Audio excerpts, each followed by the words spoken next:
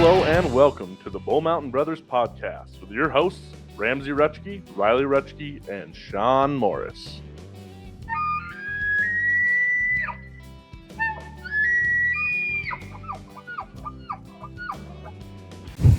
I may not know what to do with myself now that I'm not either behind a kitchen table, behind a poker table, or in a hot tub. This is wild. You know, in the sense of the table movement locations that we've had, it's unbelievable. Also, we've never even had a sturdy table. Even when we were at our first location, it was still like this is it. We've baby steps made it. It's unbelievable. Yeah. It feels surreal. Like, I feel like there was several times in the last 3 months where I was just sitting here in this room and I was just like, this is never going to end. That's kind of like going back to like what I was telling you two last week was how cool is it going to be when we actually want to come here? Well, I never didn't want to come here. No, there was there was quite a few times where it was like, do I go home? Shit. Or do I go work on the studio? It was really good when you come back from California. Yeah. And everything's gone, and you got a man cave / studio that you just don't even want to go back upstairs in your own house. Yeah, I can't wait till what time did you guys leave last night? I guarantee you Matt stayed down here for another hour. I did come back down last night. Yeah, I bet it did.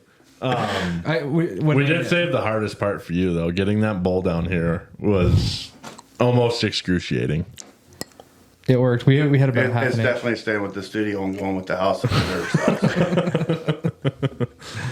Oh, man. That's just an added bonus, I suppose, right? Unless you're, I guess. You know what? In today's, would you sell to a Californian? Yeah, you would. Absolutely. He's a money guy. 50%. Wait. now. Yeah, rephrase that. Isn't he technically a Californian? No, not quite. I'm not. No, 3 months. I didn't get to 6 months. I'm not resident. True. You're only gone for 3 months. Yeah. When'd you leave? December 15th. Oh, wow. That seemed like it was like, because that was Forever. like right around when Bull Mountain Brothers was like No, it worked out perfect for me. When taking you off. leave, you come back, everything's done, but the couch, the game, and the head.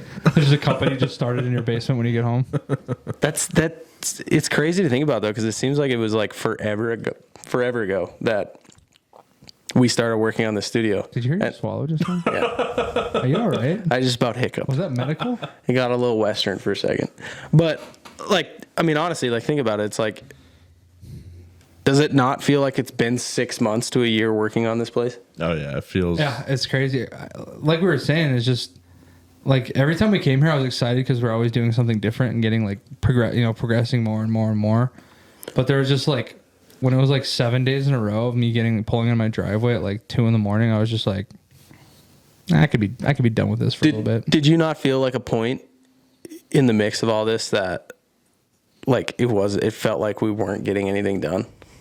Did it ever feel like that? No, because, I mean, like, we were always doing, like, there was always more things added to this. But I just know that, like, the second time Ramsey and I went and got barnwood, we were just, like, so tired of that kind of shit. Because we had to travel, like, we had to go home, which is 30 miles from here. And then we had to go, like, another 15 miles to a farm. And then, like, rip these barnwood panels off without breaking them in half.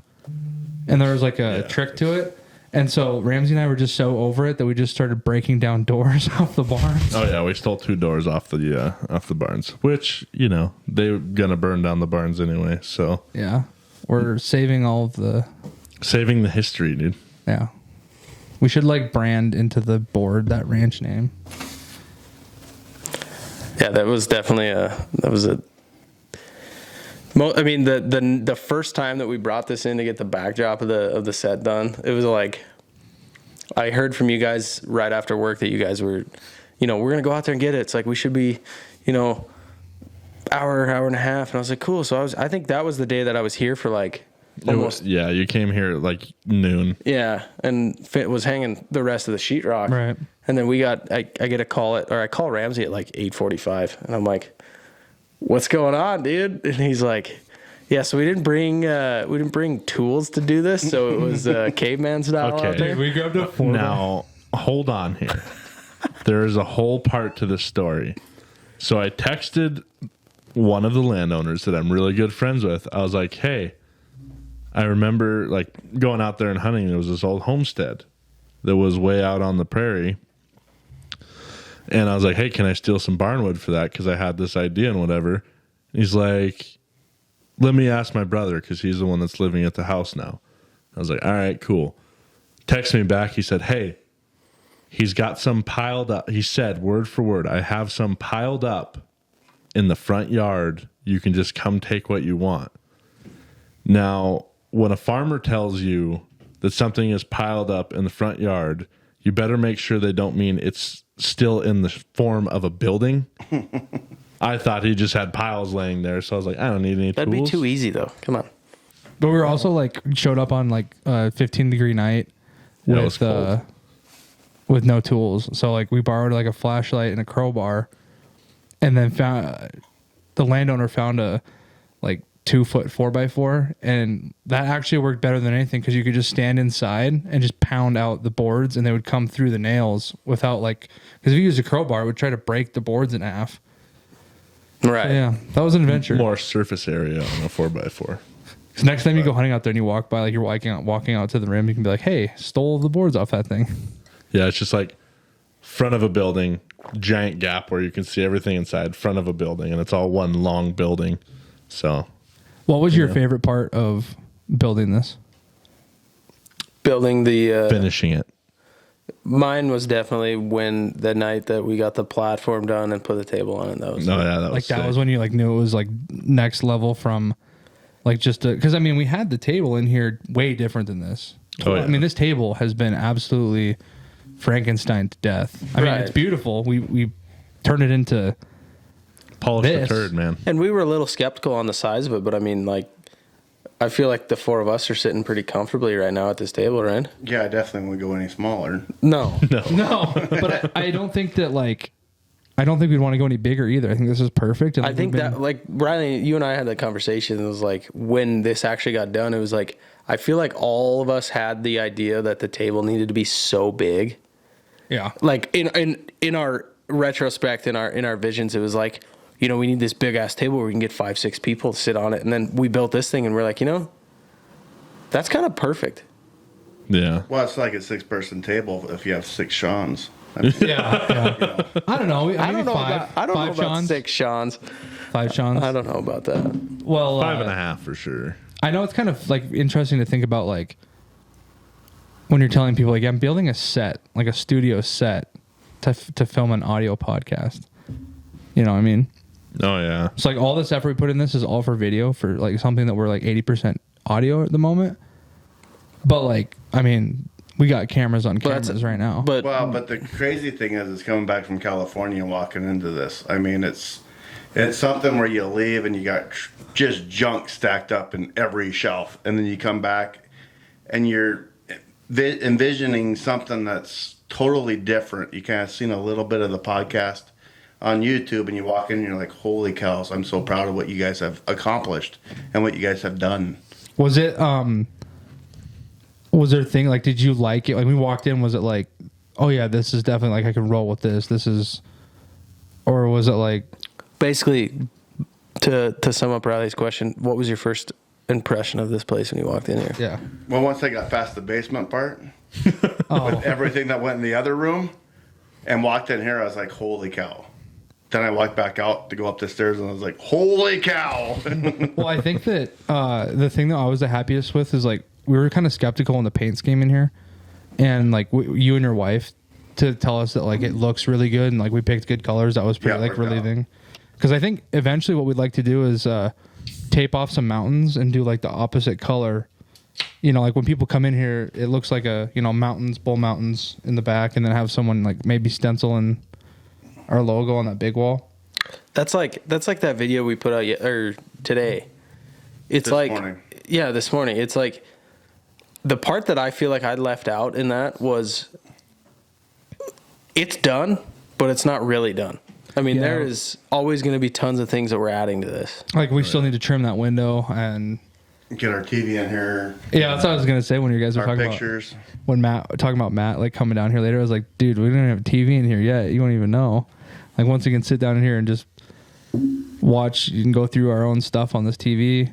You know, Lock the door and get away from everyone. I mean, like I said, it's like our podcast studio / man cave. Oh yeah. Matt's going to be like world record setting on Big Buck Hunter. he's just in here. Well, like I just 2 got to in the beat morning. myself because I'm already a world record holder on the game. Well, and Well, the once funny it's thing fixed, is that's like not for long. you have like 4 blue collar people that I don't know. We've had to learn everything that we've ever done. Editing. I mean, everything that we've had to learn. And I guess the vibe that I got from research and this and that is like a studio needs to feel comfortable. And I think that's the vibe you get from in here. You know, like when you have people come from other states and other cities and they come in here and they want to be on the pod, like it's not really a 1 hour deal. They come in and that's how it is for some people, you know, the people that do it on Zoom calls and stuff like that. But for like how we want to treat people and how like we're just kind of like a family, you know, like this is kind of the setting we have.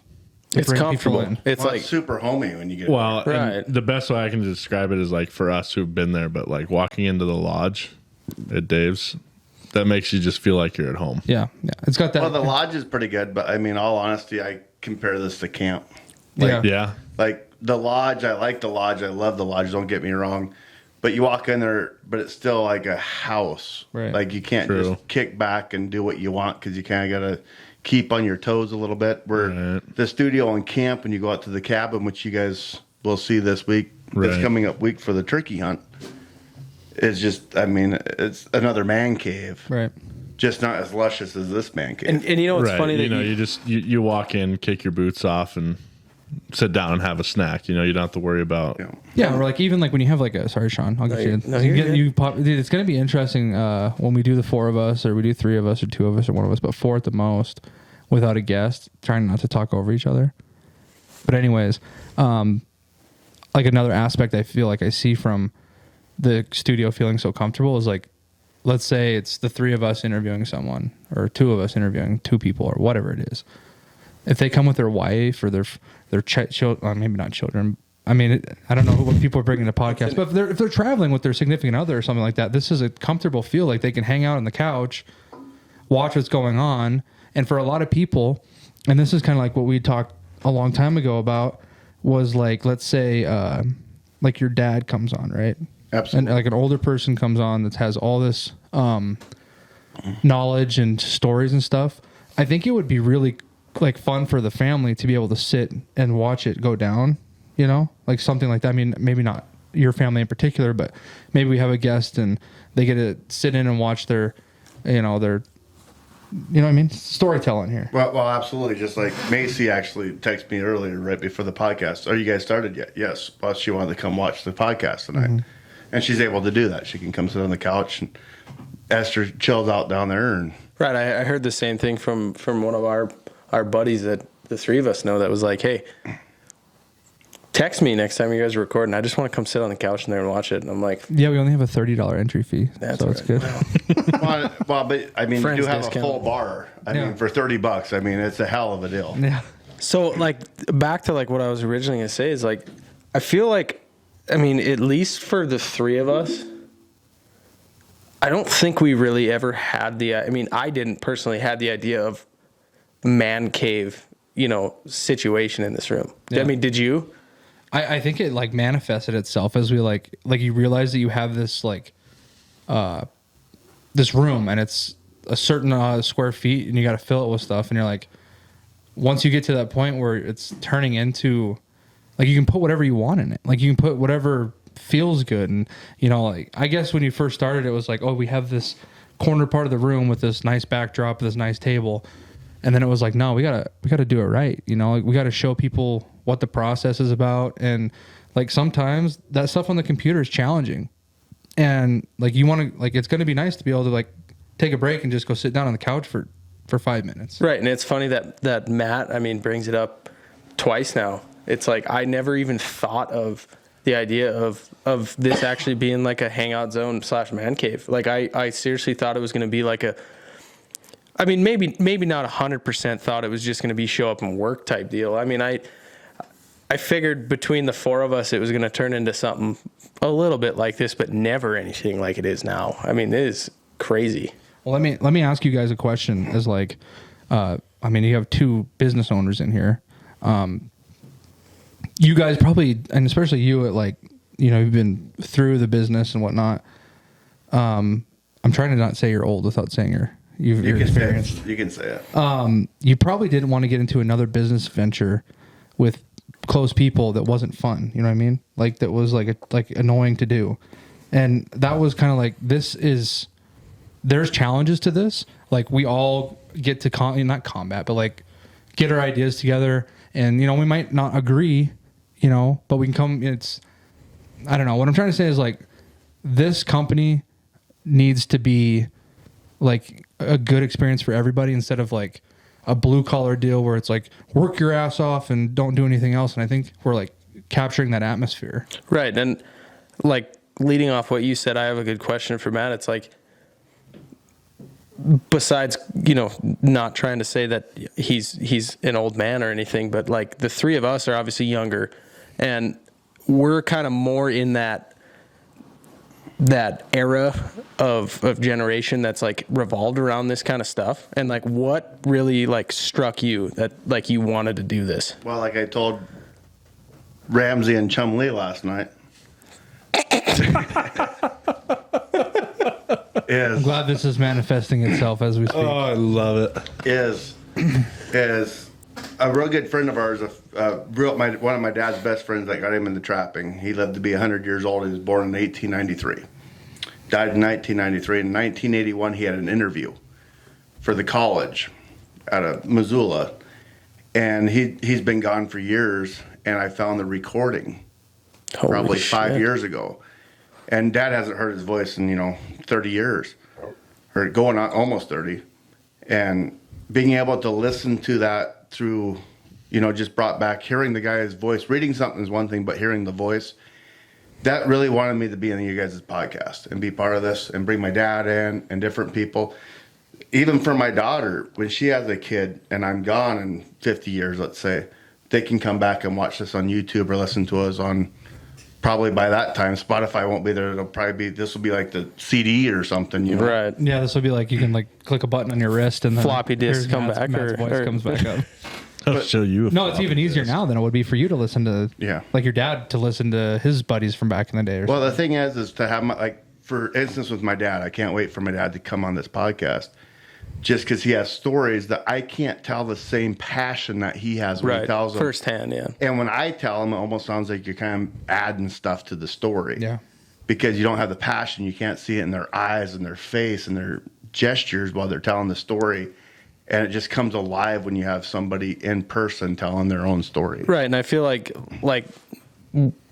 even back when we started in, December doing this, it was like the three of us always had that conversation where it was like, this isn't only, just because we enjoy doing it. It's like the memories that we're building that are being saved on a computer and saved on everyone's phone is like, it's unbelievable. Mm-hmm. Well, it's kind of a podcast, but it's kind of a storytelling situation at the same time because, I've listened to you guys since you guys started in California, listened to the podcast. And I say podcast, but at the same time, I'm listening to you guys telling your story, your life story. And you can't beat that. Yeah. Well, and I like, to even go more on what you were saying, even when I was telling stories of like stuff that you and I have done in the past, it was like not the same without, if I would have had you here to tell the stories, like even the interesting, scary thing that happened to us a couple years ago. Like there's a part of it that I know that you would tell that would like show even more emotion of how like interesting it was and terrifying it was and how much fun it was to leave Corey and Ramsey in the ditch. But we were worried about him at the same time. Oh, absolutely. I mean, we texted him I know we definitely texted him right away. Especially when we heard the gong. Yeah. Oh yeah. Well, I guess my phone's dead, so we might as well just say, hey, welcome back. I guess now you should know at this point, if you're on TikTok and our socials and stuff, that the studio is done. We're in the studio now. Everything is probably going to be videoed from here on out, even if it's just 2 of us or 4 of us or 5 of us or whatever. And without further ado, we're pretty excited to finally have a full team here, and Matt's back from California. So Yes, I am. Yay. Good to have you here, Matt. a little kind of backstory on Matt here. What are you, 20? You've been hunting your whole life. Your dad's he's been trapping for how many years? Well, he's been trapping since the 60s. Yeah. So your entire life has been revolved around the outdoors, and you're a good friend of ours. So that's why we really thought this could really blossom into a good, working relationship within our own friendship. Absolutely. And I've been around the hunting situation. My dad started his outfitting business in 1985. So, and before that, we were running the trap line, 20 below zero underneath his jacket with my little face out the top. And he's wrapped me around there going down the river in a boat with no windshield. Right. And I think that, to say out loud, because I've talked about, my beginning, shadowing Dave last year and then being able to guide this year. We've talked a little bit about guiding, but I guess people probably have a thought in their head about guiding. And I guess what I'd like to say about you, and the best thing about you and Dave, is that your guiding is not like you're on this cut grass, everything's pinned to the trees. It's not a yellow brick road. This is basic. Like they're outfitting to a point where they're fair chase outfitters. It's all like you're just hunting, but your experience is bringing people animals. It's not like super bougie. Oh, for sure. It's more of like when I shoot a deer with a client the first week, I want to better myself. Like I'm not hunting for the client per se, which is, I shouldn't really be saying that, but it's the truth. I'm kind of hunting for myself. I get the privilege of watching someone take game. But I want to beat what I seen the week before. Whatever we shot, I want something bigger than what we shot the last week. And sometimes it's not fair to the client that's like, holy cows, there's a good buck. And I'm like, no, we can do better than that. We will do better than that. Riley, you've been coming out to the ranch with me for, 10, 11 years now? Right. And you've been guiding with us. This year will be your first year of not shadowing one of us. So is this my rookie season then? Or it is. Even though I've been out there, like seen it done, been around it, this is my rookie season? Absolutely. What are the expectations for my rookie season? That you better do better than me. Oh shit. Can I ask you a question though, Matt? Is he the only person that's ever gotten out of the tree stand, taken a piss, and shot an elk with his pants around his ankles? They weren't around my ankles. Well, absolutely. When I told him, whatever you do not get out of this tree stand. And we shot a 26-inch whitetail that same week that he would have shot that day. But yeah, you did get your first elk. So. I did get my first elk. But where I was going with that story was... I was in high school when I shot that elk. You were? Yeah. It was your junior year. Probably, yeah. And but on the ranch when we got it, we have certain areas that we don't hunt. The hayfield. You can have Booney Crockett out there, and it's just a no-shoot zone. So if you were I'm talking about this stigma of outfitters... I think that if you were that stigma of like the just like playground animals, whatever, like you'd be shooting them out of the hayfield if you didn't have morals and ways that you guys hunted, like with, what am I trying to say here? 3 hours later. No, what I'm trying to say is like you guys have morals and stuff. You're not shooting them out of the backyard of the landowner's house, basically. Where it's easy. No, absolutely. And we've had some monster bucks that the landowner's wife used to feed. Right. That would make my little dinky bull look small. I don't know. Wild. Honestly though, I have a question for the three of you. It's like back to the whole block management thing. Do you think it's like the reason herd management is just kind of non-existent? In that, it's there, but it's not as strong as it should be. Do you think it's because if you're that Joe Blow that's out there hunting, you think the next guy will do it, and then they'll think the next guy will do it? No. The biggest thing, like with block management and public land, is everyone road hunts, and it's the same thing we do out when we're guiding. We'll do 125, 150 miles a day on a Ranger, and I can't show you that ranch in 5 days if we just drive. But it's the same with public land. I mean, you got to get out of your vehicle and you got to put the miles in. You got to hike and you got to get off the beaten path, because them big boys already got their does. They're already up in the hills. I mean, them big bucks will come in our hayfield in the dark and they're gone in the dark. Yeah, they're smart. They're intelligent. I mean, and you've been with us long enough, Riley, that you'll be 5 miles off the hayfield and you'll have a buck with 3 or 4 does with him, a monster buck that was in the hayfield the night before. Yeah, because your guys are basically using, what is it? 30 by 10 miles is what your 30 by 18. 30 by 18. You're having to use side by sides to get to certain spots to make stalks, to make sits, to make all this stuff, just because of sheer land size. Well, sure, land size, but we just do a lot of our clients are elderly clients. They're older. Yeah, I mean, they can't do it. They're in their between 50s to 80s. We had a guy named Jack Webb down there that was in his late 80s. I mean, and he was a hunter. He just couldn't get very far from the Ranger. But, he drew 2 elk tags and shot two nice bulls. Yeah. And, but you got to get off the beaten path. I mean, that's just it. And what we do is a lot of stock and spot and stock. You just get up high and you glass. But what people don't understand is when you're glassing, something like that, the ranch we're on, you got to move. Like, you can glass one spot, but everyone does it for 2 or 3 minutes and, I don't see nothing, we're gone. You got to sit there for 10 to 20 minutes and then move 20 feet and glass the same stuff. And you're like, holy cows, where'd them deer come from? It's just a different angle. Well, it's crazy that you're in basically Badlands. If you've been to Montana, I mean, from anywhere from, I don't know, Big Timber over to Sydney, Montana, that's the kind of stuff you're in when it comes to timber and hills and stuff like that. Yes. And some of that stuff you just can't see stuff in unless it actually, like, if it could stand there for 3 hours and you couldn't see it, the second it makes a twitch, all of a sudden you can see it. Yeah. Like, you'll tell the story someday of your cousin, and that spike, if that spike hadn't like turned its head or something, and it was just in a basic coulee with like fields around, it wasn't even a hard one to find, but it's the same scenario where if it didn't barely move a little bit, you would have never seen it. And once you see it, you can't get it out of your eyes. Yeah. I mean, that's it's all like, wow, how did I not see that? And that's like our Bull Mountain stigma too. It's like every time we're hiking in the Bull Mountains, it's like, we'll be able to get to a glassing point. This next draw, it looks open. Like, we're going to see it. And then you get there, it's like, nope, it's not. This is worse than the last one. Let's keep moving. Your The mic's next muted, one. buddy. Oh, yeah. Good to have you back. Glad to have you back, Ram. Thank you. Good thing I yelled when I said that. You might catch it on camera. Yeah. But I mean, like, it's true, because it's like, from where I came from hunting in Western Montana, it was like, you can get to big open draws and you can sit there and glass all day if you want.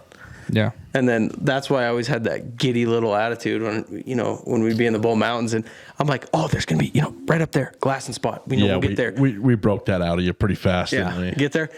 Shit. All right. Well, I think that's what's really great about anything that we do. Like, even on this big ranch, you can have a day where you don't see shit. That's just how it is. It's hunting. And that's, What kills us is you leave the hayfield and you got 200 deer in the hayfield. And, oh my God, there's all these deer. Well, yeah, but the big guys that we want to shoot are gone. I mean, them 3x3s and the small 4x4s, we want those. We're not going to shoot those. I don't care if it's your last day. You're not shooting. If you need meat, you're going to shoot a doe. You're not shooting a dink buck just to take horns home. Or that's just how Dave runs it. And it ain't going to change, and it's just the way it is. But that's why we have monster bucks. and I think one of my favorite things that was passed down to us from Dave is he has a rule out there. Even if you're, because like even if he was to bring out like his nephew or something, or which he has, or grandson or whatever, his rule would be if you draw blood, you're done. Yep. And I think that's a really, like, a lot of people don't practice that. I know people that have drawn blood on 4 or 5 different animals in a year, and I think that's an ethic thing that's really not passed down through generations anymore. How do you have like that mentality in your head that, I mean, you guys see it with me, is because like I'm very particular on shots and shot placement, and it's like, I mean, I've never done it, but I know if I did shoot and know I hit and couldn't find it, I would be devastated. Yeah. Well, we talked about my bull that I shot a couple years ago. Like even Ramsey, like we were both torn up. Like it was just really tough. And it was, I mean, the situation where it was like, it turned into 75 degrees. I mean, archery hunting's been brutal anymore. It's hot. And you're just like, man, it's just like everything seems so right. It fit everything felt good. And you do all this hiking, and we hiked our asses off to all of a sudden get to an opening where it's 200 yards in a circle of no blood, and it's done. Well, for example, 2 years ago, I had Mr. Taylor from Georgia down, and he drew blood the first morning, and he was done. And we spent 4 days tracking. We finally shot that thing the fifth day, the afternoon he was leaving. Right, and that's just, I mean, baseline ethical persistency in outdoors toolbox, which everyone needs to have. Yeah. I mean, seriously, the fact that I don't know, the mentality that you could have to go out, wound an animal, and then, not try your best and not give up to find that animal. Now, has there been situations where Ramsey and I have been like goose hunting before, and you wing a goose and you're just like, you're chasing a goose for like 3/4 of a mile and that goes into someone else's property and then jumps in the water and swims away? Like, does that happen? Am I going to stop goose hunting? Probably not. Like, that's part of the game. But when it comes to something like that, like, and then it was a particular situation too, where like,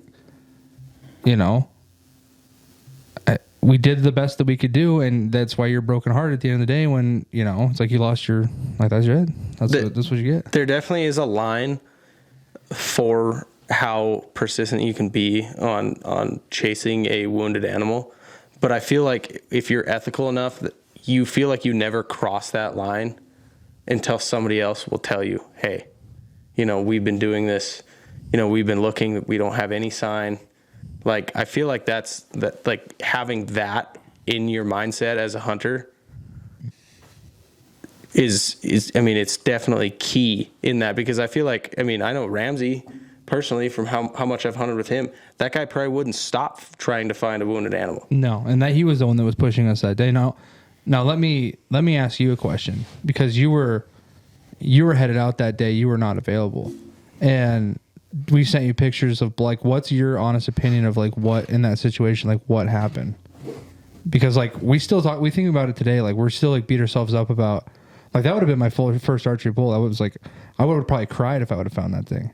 And like we still look back on it and it's just like, what happened? Like we had pools, like this big sometimes, and it was just like I don't. Well, it comes back to the same story that I was just telling you with Mr. Taylor. Was when he shot that deer, I mean, he dropped it. I mean, it dropped. I mean, we were high-fiving, bumping chests, and all of a sudden got up there, the dang thing stood up and was gone. Right. Like we didn't even hit it. That's the same thing with your elk. We found blood. We followed blood. We have big puddles. But same thing with the deer. It was just brisket shot. Right. And with your deer, I believe it's still out there. Yeah. I believe it's still alive and it's still running around. And so did Dave. Yeah. And that's why I was like you guys gave me one more opportunity that year, which like we kind of went against what we've been talking about. But it was just because we had come to the conclusion that it was just, there's no way that it died. We would have found it. Well, no, absolutely. Because Dave came out there after that. And I mean, we call him Eagle Eye. I mean, you can't do anything that Dave don't already know that you've already done it. I mean, it's like, oh, you took a piss over at that tree. Well, that was 4 days ago, Right. And but we never found magpies. We never found coyotes. Huge. Nothing. Because you guys are where that elk was shot. You guys are traveling that nonstop and for miles. Well, it's the main road going to camp. Right. And so that was why, I don't know, it was just one of those times, like I'm sure that it ended up getting up, finding some more elk. And then they just, usually when you get like cows, they get in with a wounded bull, they'll just like an adrenaline rush and they get just moving. And then it could have been on the other end of the property by the next day. Well, it's the same thing. We shot a bull. God, it's been probably 5 years ago. The guy shot and slipped on the rock at the same time while shot him in the ass, shot him right in the hind quarter. Oh, wow. And we followed him, we tracked him. Well, the closest we could get to him was like 1,000, 1,100 yards. And we watched him. We were going to wait till he went and bedded down and then do a stalk on him. And we watched the cow elk put her mouth around the arrow and pull the arrow out of the hind end. And we never did get the elk, but we got that on video. Holy shit. Yeah. That's what I'm saying. When you grow up your whole life hunting like that, that's the kind of shit you see. We were talking about this last night. And it's just like, that's why, I don't know, we just think that's kind of like the best thing that you have to bring here. Yeah. Besides your dashing good looks. There you go. Your face for radio. I couldn't say that with a straight face. I couldn't. God, I was gonna say I just had something in my mind here and I couldn't.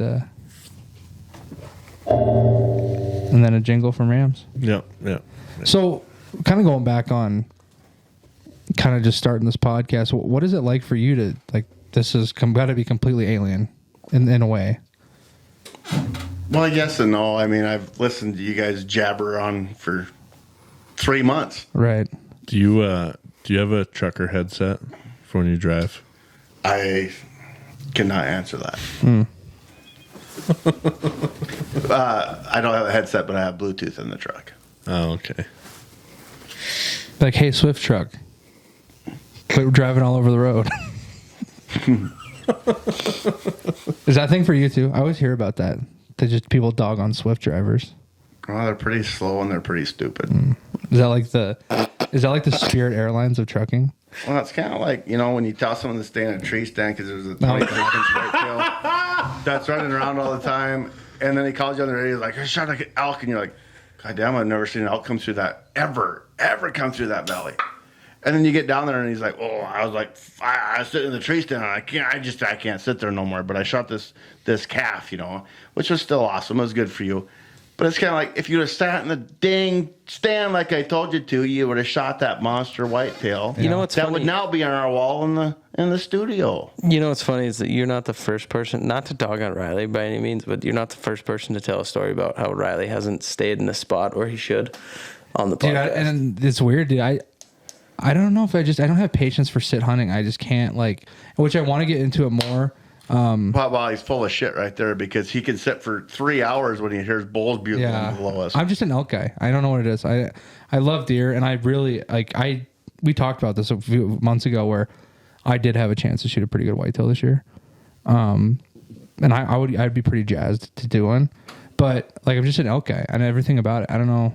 I don't get excited by mule deer anymore. I get more excited to be with people when they get deer. And then he's going to guide, but he don't get excited. No. That's what I'm saying. I get excited when I help other people shoot deer. Personally for me, I just don't. It doesn't do anything for me. But, so if you would have found that deer that we shot 10 years ago that was 8 inches outside of a yardstick, you wouldn't have been excited. Well, there's definitely a situation. I mean, there was also the one where you unleashed me to let me try and shoot that 8-inch drop tine 2 years ago or last year. No, 3 years ago. 3 years ago. But you were shaking so bad. I would have been all about that. That's funny. Well, I mean, I got out there and I'm like, okay. I mean, if it's still a good shot, but he was shaking so bad he couldn't even do nothing. Yeah. I can tell you about the first time Matt made me cry. Made you cry? Oh, it did. Last week? No, this is the first time. Oh, I get what you're saying. You're being facetious. Okay, so we go out there. This is the first time I've ever been out to the You're ranch. a small child. Please preference this. You're the size of your leg right now. Okay, and I was probably. Well, I didn't know you guys really when you were about waist height to me. I was about 12 or 13 at the time. Yeah, maybe Ram- 14. and when Ramsey was that young, he was he had his growth spurt when he was a senior, so he was tiny. He was tiny when he first came out there. I was a 5'10" freshman. Yeah, you were only like 5'2" when you first started. You're a little, little baby. I had not. What? All right, go. Shut up, bitch! Anyway, so we go out there. I have no idea what to expect. I'm just like, oh, Matt's taking me hunting. And we drive through this, I think it was an alfalfa field with pivots on it. Yeah. About 400 deer in the field. And I was like, oh, okay, so this is how it's going to be. And he's like, yeah, we're not hunting here. And I was like, oh, okay. So we go way back in these coulees. And here's this deer, perfect 5x5 with double drops. And he's like, nah, it's too small. I had shot a 2x2 at this point in my life. So I'm just like, okay, maybe there's bigger ones out here, and then we find it even a nicer one yet, just super heavy 4x4. He's like, nah, we'll find something else. It's like, I was just starting to tear up.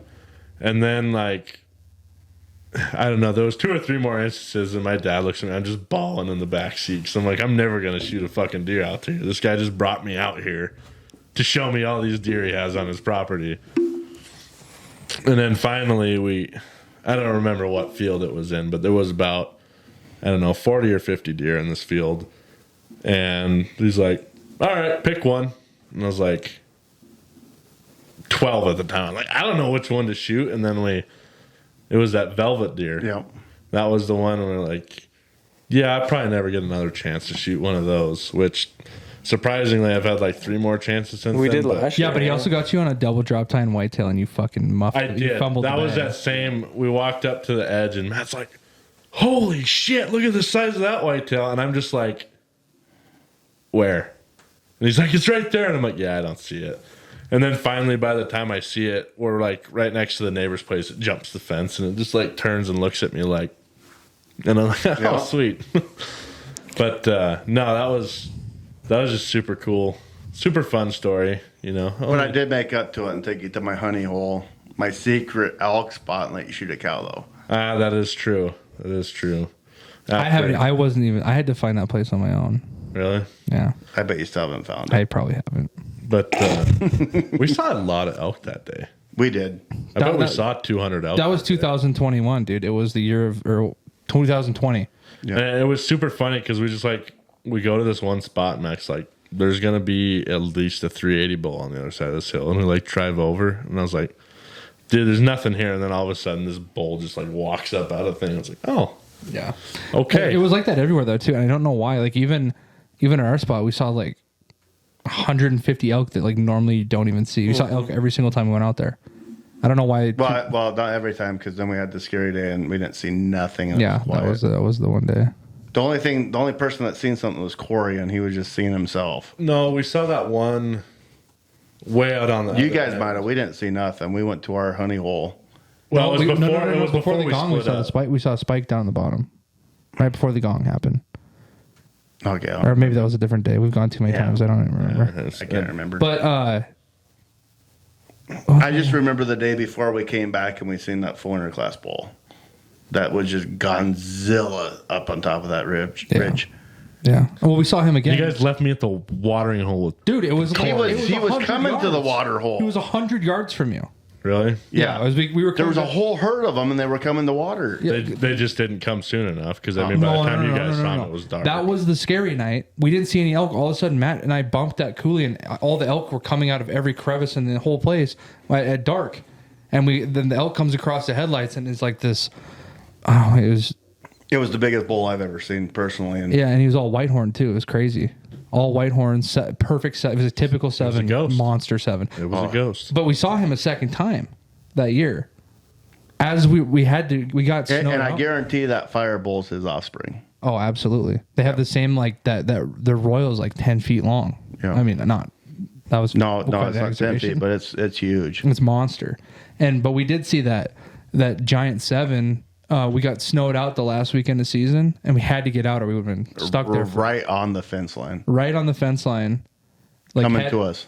Yeah, and we're just like, it was just one of those surreal moments where you're just like, well, that's that season. Our season's done. Yeah. Like you just knew it was like, that's it.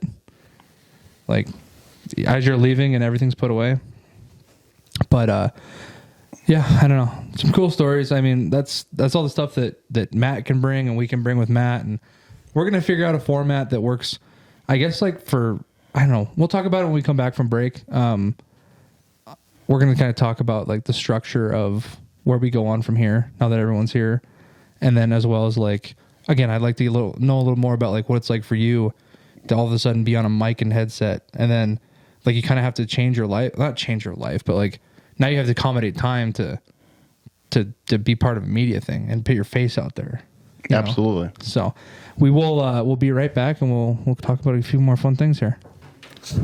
Well, welcome back, everybody. That was quite the break we That had was a there. heck of a break. Good laughs and a lot of business talk. That could be a problem in the future. Is our I almost what used to be a piss break and maybe grab another beer is turned into actually like get down into a business talk. Yeah. I almost forgot we were recording a podcast just now. Yeah, I know. It's like, oh, we should better finish this podcast. We're recording on a really different day too, which I don't hate it. No. It's just like, where do you come back from? Like, do you want to stay super current, or do you want to just be prepared and sound really good? Change is tough though. I mean, in any aspect, because I mean, we're used to doing what, like Wednesday, Thursday, mostly. Yeah, I mean, honestly, we've done some Tuesdays, but coming in on a Monday is like kind of flips the script a little bit. It's way different, but we have to. But you guys have to kind of go around my schedule a little bit. So Yeah, Matt travels for his job, and then Ramsey and I are leaving to go. And if Sean goes, Sean hopefully can go Friday night to go fly fishing for a couple days. So it's just kind of a weird week, but I know this kind of like gets us into what we're going to talk about. Like kind of like where our mentality is changed. Like I feel like we're literally saying this every week, where the podcast is just continuously changing structure that has no structure. well, it got better because I'm here now. So Yeah. But I guess We can edit that out, right? I guess kind of the vision, the dream that we have for this now is not that. Okay, so we're gonna always have the 4 main Friday podcasts, but now that there's 4 of us with open realm, like open reins to do anything, we want to be like the media company that if like Ramsey comes up with something that he can do on a podcast for 25 minutes and it's quality and he wants to do it by himself and call it whatever he wants to call it, and we all review it and it goes out and sounds good, like that's what I want. Like that's what we can be, you know, like we can have all these different, like there's some other companies out there that do similar things, but I don't know. It's just like we can have 4 of us doing something, 3 of us doing something, like we've talked about before. Like that's the best thing that we offer is the ability to be like a Swiss Army knife of media, like where we can. I definitely want to take advantage of our cook over here doing some. I know we talked about this already. Did you like that idea? Or do you I love that idea. Yeah. Which Sean hasn't had the privilege of yet, but a little bit, I guess, last night. But that's nothing compared to next Friday. Next Friday, not this Friday, but next Friday, you're gonna be mind blown. I'm super excited. But what's nice is we can set up like good, like we can put the lapel on him and he can sit up there and we can do it like in a short amount of time, like a minute or minute and a half. And it's just, he'll be like, we put this in here, then you put this in here. I'm not a cook, so. And that was a piss poor representation of what a cook does. But you know what I'm saying? No, you gotta be like, Put this in there, that in there, and hopefully they like it. and then you put like a timer on the clock, and then hopefully like just something comes out. No, but like what I'm saying is like a video that you would come across on Instagram or something, where it's like add this, and then you add this. Oh yeah, and you add turn this. 25 minutes of meal making into like a 30-second video. Yeah, and people eat that shit up. And like I think what he has, like I said on the last podcast, he's been feeding tons of people at a high quality for years. So I don't know. I think it'd be really sweet. And Well, he's I got- got to give my mom all the credit for that. yeah, your mom is a fucking hell of a cook. Seriously. If I don't understand how you didn't grow up like I don't know how you don't weigh 450 pounds. I've seen pictures of you when you were younger. I don't know how you weren't 450 pounds. Wow. I was not so lazy back then. He was running and gunning, man. Yeah, that's why like every time I have to go guide, I'm like, I don't know how I'm gonna do my diet because you just can't not eat. You're just going to have to hike more. Yeah. Like, you're going to have to get into it. And Oh yeah, for sure. But no, I thought that'd be like I think that even though like of course this is directed towards podcasting, but I think all of our videos, like putting videos out and shit, it's just so much more like it shows us as a person and like I don't know. It's a personal preference. What would you rather do? Sit down and listen to a podcast or watch something? right. Well, what's your favorite thing to do when you're on the shitter? Right. Scroll through videos, TikTok, whatnot. sure. So like I'm not gonna. I always thought eating Taco John's, but I feel like there's a moral dilemma on that Bull one. Mountain Brothers is not affiliated with Taco John or any of its affiliates. But no, and you have a really like you actually have like a really beautiful kitchen upstairs too, so like it'd be like aesthetically pleasing to. And I have a good kitchen at camp. Yeah. I got an indoor and an outdoor. Yeah. Well, which is cool because I mean, you guys are almost. It's not guaranteed, but you have a high percentage of getting the archery tag this year. I don't know. And I'm worried, dude. I'm generally. I'm just saying, like, if you two I'm were super worried because the fact that the next world record is probably going to come out of that area again, No. and there's going to be a ton of people that put in. The only advantage we have this year is there's outfitted sponsored tags. Gotcha. Well, I'm just saying, I hope you guys get the tag, and if I end up not drawing a tag, I'm literally just gonna go video for you guys. Yeah. You know what I think that is would be- I think is a huge bonus for Bull Mountain Brothers as a whole is, I mean, take the table for an example here. Those two can go out and film awesome content, hunting and whatnot. Ramsey and I on this side of the table have put in for our separate tag. Yeah. And if we get that, I mean, just so much more diverse. seriously, it's different terrain. It's, you know, it's going to be different styles of hunting maybe, but we're going to put out some awesome content come this fall. The only setback this year that's going to hurt your feelings there, Chumley, is the guy that named you Chumley, Corey, screwed up and went and got his tag on the 2nd of April. So therefore, he is not coming this year. Corey. He should have listened to our podcast because we definitely made an announcement to not forget to put in. Yeah, it's I- good to know that I'm- Corey doesn't listen to the fucking podcast. Well, I think maybe he heard the podcast and The he was crying for two days. episodes before when I was talking to him. And you know, not to say that the four of us aren't gonna have our opportunities that we're all together during this fall. Oh yeah, for sure. I mean, we're definitely gonna have those. Well, we're gonna be together because the nice thing is with us brothers in this group, and I want to call us brothers because that's what we are. Is after hunting season, we still have trapping, we have waterfowl. Yeah. I mean, we have so much stuff to do that we're looking at our summer books right now, and it's like, man, do I have time to work? No. Yeah.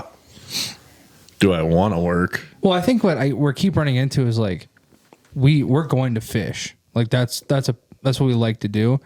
But I'm tired of like running into like, are we gonna have to get a permit to go here, a permit to go there just to film? And it's like, is it worth it in this first year? When I can just post free stuff like TikToks with just pictures and stuff, like, is it worth making fishing episodes and buying permits every year? And I guess for our listeners, we'd like you guys to reach out to us through our social media and let us know if you want to see more. Yeah. If whatever you want to see is worth it to us.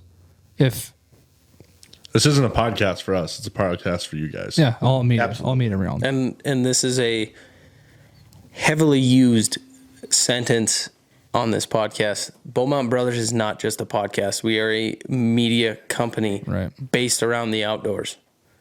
We're going to give you everything we got, all of our energy into what fits your guys' opinions and fits your guys' entertainment Yeah. opinion. I mean, seriously, like we'll do anything.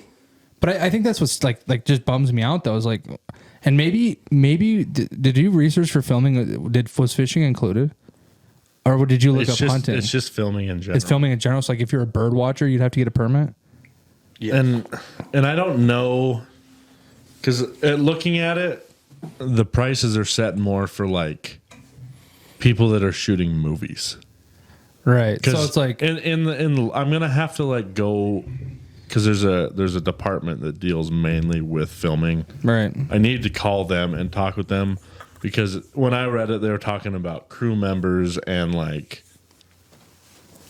how many vehicles you're gonna have on set and all that stuff. I'm like, that is Not even remotely close. not even remotely close to what we're doing. So I'm just like wondering if maybe they have something set aside to where For like a YouTube video, like a GoPro's, like you have GoPro, like that's like the main way to film fishing anymore. Is there's a guy with a GoPro and then there's a guy behind him with a camera. Which is great because I mean, now that Matt's here, he's got a fishing boat. We're gonna definitely you have one too that. now. Yeah, well, We have one. We have like 5.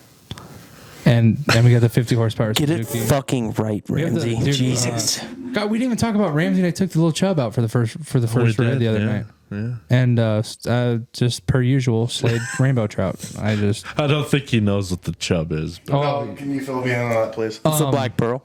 It's the Black Pearl / the Little Chub. It's a boat that I got it's a handmade wooden boat. And it was your buddy Todd made it actually. Yeah. We won't Oh, we gotta give a shout out to Todd for that. Thank you, Todd. Yeah. It sat under a tree for 10 years and we took it out and it floats. And so It was a tree for long. what do you think? It's like a 12-foot boat?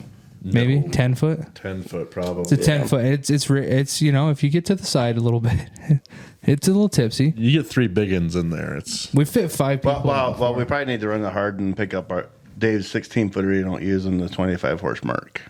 Well, but this is a special boat because it's special to only use in one pond. that's the only reason we use it. I got you. Yeah, like it's a motorless. It's a motorless, but you can't use like gas motors. And so, but you wouldn't want to go because you have to fly fish. So Hey, I can fly fish. I don't doubt that you can. I think it's more of a preference thing. I just really like. Is it going an to the ego lake. thing? Is that what that is or no? Did you say ego? Yeah, I 'cause don't I- think it's an ego thing. I think it's more of like. Well, see, you guys are young. See, all right. Here we go. All right, everybody so- settle so in here. Get your finger on that button just for any point in this. so back in the day, if you were a fly fisherman, you were an outcast, and that was the thing. If you weren't running a red Vibramax spinner and an ultralight pole on the Bighorn River, you were an idiot. If you were a fly fisherman, you're like, what is that retard doing in the middle of the river? Get out of my way. And now, if you have a spin rod, which you youngins think is frowned upon. No. Listen, I grew up on a spin rod. I love spin fishing. Like most of my and Sean's first fishing trips, we went spin fishing. We didn't go fly fishing. So the biggest thing back in my day, if you had a Red Devil for fishing with a spin rod, and if you weren't a pair of Levi's and red flannel shirt, you weren't a deer hunter neither. Right. Now you guys got Sitka, and you guys are like, oh, I got to be Sitka. I'm Sitka. I love it. But that's the difference between your generation, my generation, and then if you think I'm old, talk to Trapper Dave. Oh yeah. I asked him the other day when I was out there helping him with his flooring. I was like, what do you think's working right now on the river? And he just rattled off a bunch of spin fishing stuff, and I was like, oh, super! I brought my fly rod. I think when it comes to fly rod stuff, it's just like it's more. I don't know. Like I feel like I'm just more in touch. Like it's just you're doing more, and that's why I like it. It's like I you're feel more like active. you feel everything a little bit more. Yeah, it's harder. I think.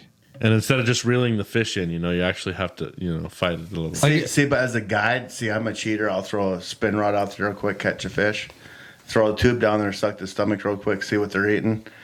Boy, you guys are still trying to figure it out. I'm already 5 steps ahead of you. Then I hook my clients up with what they need, whether it's a shrimp or a red ninja. Yeah. Those are pretty bad on the Bighorn River. Pink sow bug.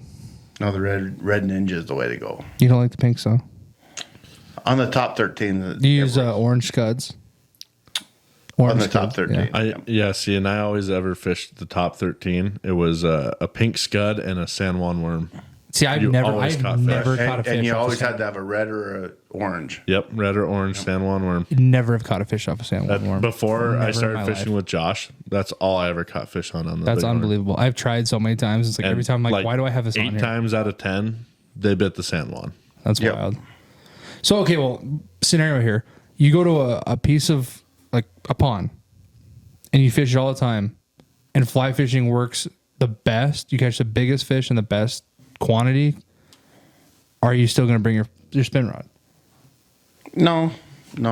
Like, if I took you to this place and showed you exactly, like, if I told you this works with this time of the year, would you do it, or would you bring your own thing and do it your own way? Well, Chumley, I'd hate to kill you on this because I'm the expert. So as soon as I got there, I mean, I'm gonna outfish you anyway. So whether it's a spin rod or a fly rod, you probably don't want to show me your tricks. The boat that I was in this last Friday was two guys that wanted to do it their own way and weren't catching shit. So That's not entirely true because you guys got lucky as shit. Twice. No. Let me finish.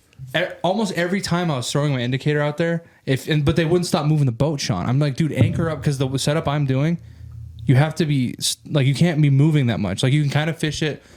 I have caught bigger fish more consistently the way I was doing it, and had I not also been driving the boat while fishing, I probably would have done it the same way as you. Did you have a guide? I was the guide. Well, then if you're the guide, you're the expert. Exactly.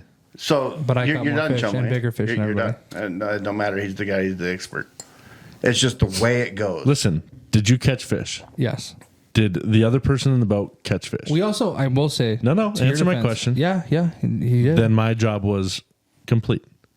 But 5 right there, bub. if we go out next time, I would like to be given a little more freedom to not to anchor up in that one Listen, spot. if it would not have been as cold and windy, I probably would have anchored up.